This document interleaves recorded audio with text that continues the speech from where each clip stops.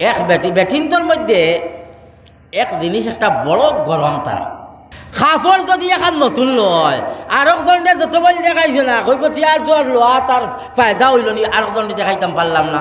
দেখবা বেটিনটোর আরও এক গুণ আছে। আমার বাড়ির মনে করুকায় এক বেটি ফাঁকানিত আইছে, কাপড় একটা ফিন্দিয়া লাল কটকটা লাল কাপড় এখন ফিন্দি আইছে।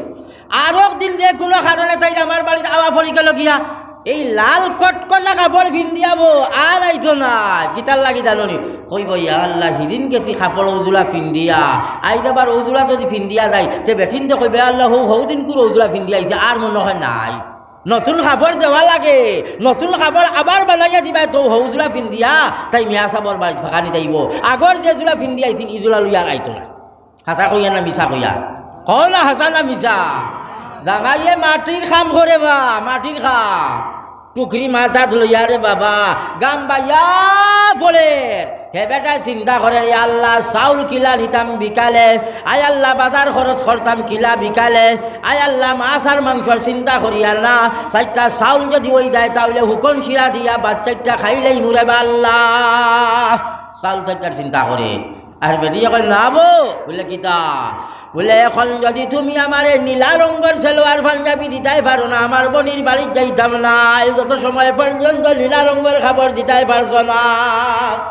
বেটা কয় আল্লাহ আমার তো উপায় নাইবে মাটির গুড়া মাথা তাকে হরাইতাম পারি আর না, এখন তোরে খাবার আর জোড়া যদি লইয়া দিলাই তে বাদে খাইতাই গিলা কয় খাওয়া দাওয়া বুঝি না খাবার লাগবো তাই দেওয়া লাগবে।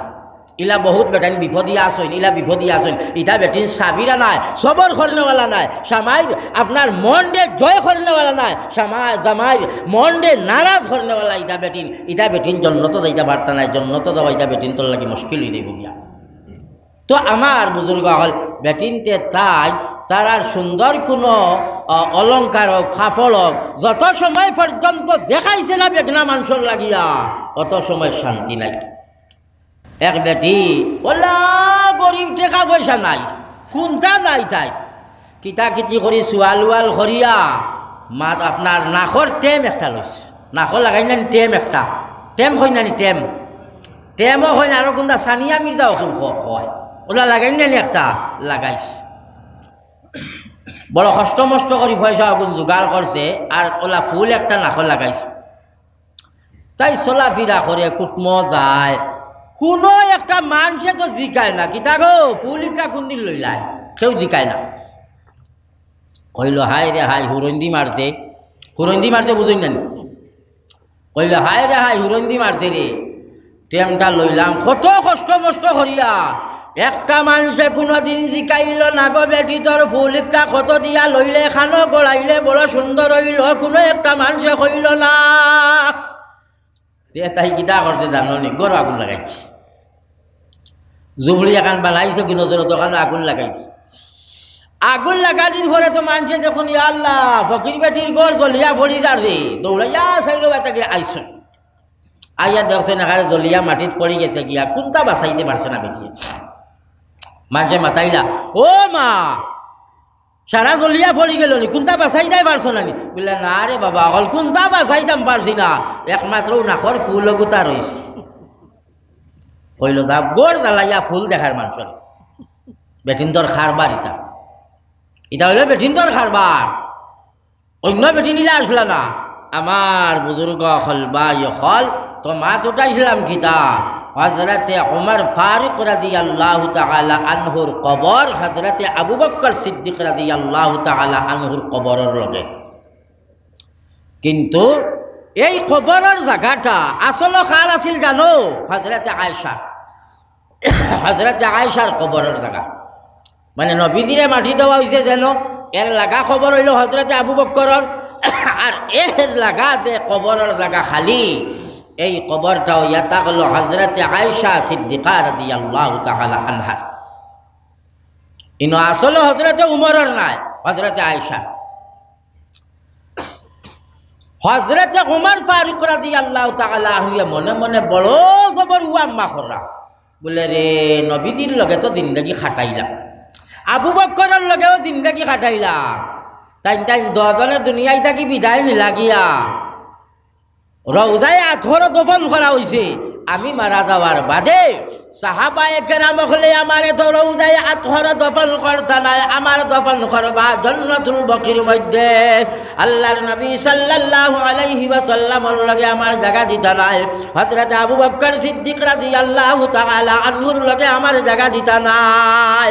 বারাত হইবা ও মনে মনে বাবলা রে, আয়েশার গেছে কবরের জায়গাটা খুঁজি না, যদি তার কবরের জায়গাও আমারে দিলাই তে তো তার শুকরিয়া আদায় করব। আমার বুজুর্গ হল হযরত আব্দুর রহমান হযরত আয়েশা সিদ্দিকা রাদিয়াল্লাহু তাআলা আনহার ভাই তানরে ফাটাইলা, কইলা আব্দুর রহমান ভাইয়াও উম্মাহাতুল মুমিনিন হযরত আয়েশা সিদ্দিকা রাদিয়াল্লাহু তাআলা আনহার কাছে যাও, তার কবরের জায়গাটা আমার কারণে খুঁজিও চাই। হযরত আয়েশা সিদ্দিকা রাদিয়াল্লাহু তাআলা আনহা যদি তার কবরের জায়গাটা আমারে দিলেন, আমি বড় জবর রাজি আর সন্তুষ্ট হয়ে যাই মুগিয়া, তার শুকরিয়া আদায় করমু, মনে বড় জবর ফুর্তি আইব। আমার জানে স্যার আমি মরার বাদে আমার লাশটা সাহাবায়ে কেরাম হলে জান্নাতুল বকরির মধ্যে দফন করতা। হযরত আব্দুর রহমান গেলা গিয়া জায়গা খুঁজিলা, ইটা তো এটা বহুত অন্য আজ আছে।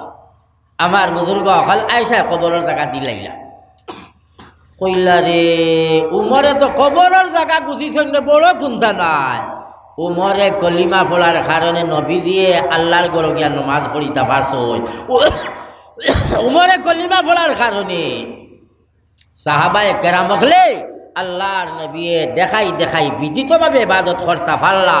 যেদিন হযরত উমর আবু মুসলমান হইলা না, আল্লাহর নবী জনাবে মুহাম্মদুর রাসূলুল্লাহ সাল্লাল্লাহু আলাইহি ওয়াসাল্লাম সাহাবায়ে কেরাম হলে লুকাই লুকাই আল্লাহর ইবাদত করতা, বিদিতভাবে আল্লাহর ইবাদত করতে পারতা না। কাফিরাল বেঈমান হলে দেখলে ওরে বাবা হযরতে উমর হযরতে মুহাম্মদুর রাসূলুল্লাহ সাল্লাল্লাহু আলাইহি ওয়াসাল্লাম রে মারতা গাইলাইতা। উমর মুসলমান হইলা কইয়া কই উমর মুসলমান হওয়ার বাদে কইলা ইয়া রাসূলুল্লাহ সারাই গিয়া ইবাদত মক্কাত বাইতুল্লাহ, আর আপনি আবার গরো কিতার লাগিয়া। আল্লাহর রাসূল কইলা বাবা উমর তোমার কওমে তো মারয়, এর কারণে আমি আল্লাহর ঘরে ইবাদত করার যাই না, তোমার কওমে আমারে গাইলাইন বখন, যার কারণে আমি মুহাম্মদুর রাসূলুল্লাহ সাল্লাল্লাহু আলাইহি ওয়াসাল্লাম আল্লাহর ঘরে ইবাদত করার যাইতাম পারি না। হযরতে উমর কইলা আমি উমর ইবনুল খাত্তাব মুসলমান হয়ে গেছি গিয়া, আর ডর নাই, তলোয়ার ও আপনার পকেট করিয়া একটার ভিতরে তো নিয়াম হকুতাকি বার করছিল লম্বা ডেগার হযরতে উমরে দেখার লগে গেছলা নবীজিরে কাতল করতা, ওখান বার করছিল লম্বা করিয়া আর কইতরা কিতা ইয়া রাসূলুল্লাহ সাল্লাল্লাহু আলাইহি ওয়াসাল্লাম উমর লাখান ব্যক্তি কলিমা পড়িয়া ইমানদার বনি গেছে গিয়া, এখন আর কোনো জাতর ডর আর ভয় নাই। ইয়া রাসূলুল্লাহ আল্লাহর ঘরে গিয়া আল্লাহর ইবাদত করা হইতো, ইয়া রাসূলুল্লাহ আমি উমর আপনার আগে আগে যাইমু। ইয়া রাসূলুল্লাহ দেখতাম খেয়াইয়া বাধা দিলায়, কার হিম্মত কতখান আছে। ইয়া রাসূলুল্লাহ আপনার লাগি বাধা দিত, উমরের তলোয়ারে ফয়সালা করব। ইয়া রাসূলুল্লাহ আল্লাহর ঘরে গিয়া আল্লাহর ইবাদত করা হইতো। আল্লাহর নবীরে লইয়া গিয়া আল্লাহর ঘরে হামাইয়া ইবাদত করলাম। সাহাবী হলে এখানে ওপেন নামাজ আরম্ভ করে দিলা উমর মুসলমান হওয়ার পরে। ও আয়েশা কইদরা ও ভাই আব্দুর রহমান হযরত উমর ফারুক রাদিয়াল্লাহু তাআলা আনহুর যে কুরবানি ইসলামের মধ্যে দুসরা কেউ রইলা কুরবানি নাই, এর কারণে হযরতে উমর ফারুক রাদিয়াল্লাহু তাআলা আনহু আমার কবর খুঁজিলা। আমি আয়েশা সিদ্দিকা রাদিয়াল্লাহু তাআলা আনহা আমার কবরের জায়গা উমরের লাগি দিলাইলাম। হোক সুবহানাল্লাহ। উমরে ভাইয়া খুশ হইলা মাশাআল্লাহ, বালা কথা তো হযরত আয়েশা দিলাইলা।